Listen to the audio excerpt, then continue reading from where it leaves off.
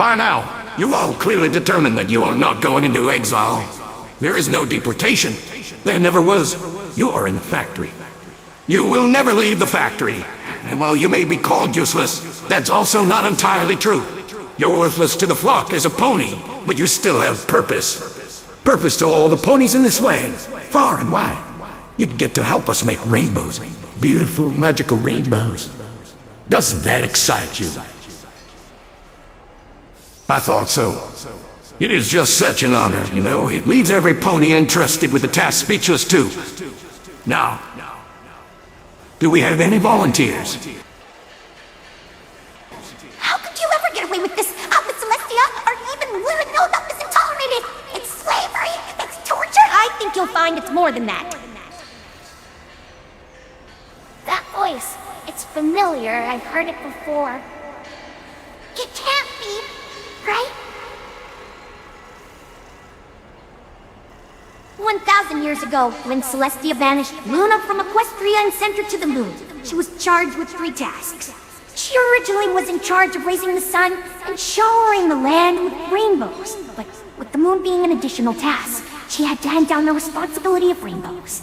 Celestia entrusted the Pegasi of Cloudsdale to make the rainbows for her from then on.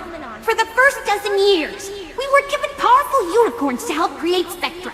Spectra is pure pigment, pure color. Everything is full of spectra, but you can't just harvest it. You can never separate color from an object, so it was made artificially with magic. Until our top engineers made a breakthrough. They discovered an ingenious way to extract pigment, and it was so beautiful even a simple machine could do it. But it couldn't be done with just anything. No, the conditions had to be right. I don't care how you justify this. This is wrong.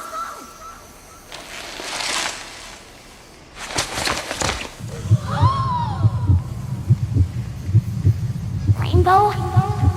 No, that can't be her. No, no! How?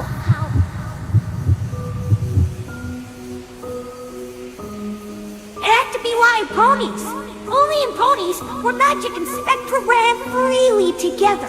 Only then could the spectra be separated, and it was such a beautiful idea, such a wonderfully horrible idea. It worked so well we could create exponentially more rainbows of better quality with real spectra.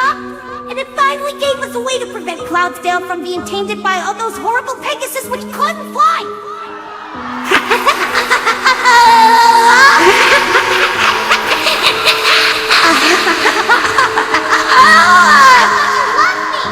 What?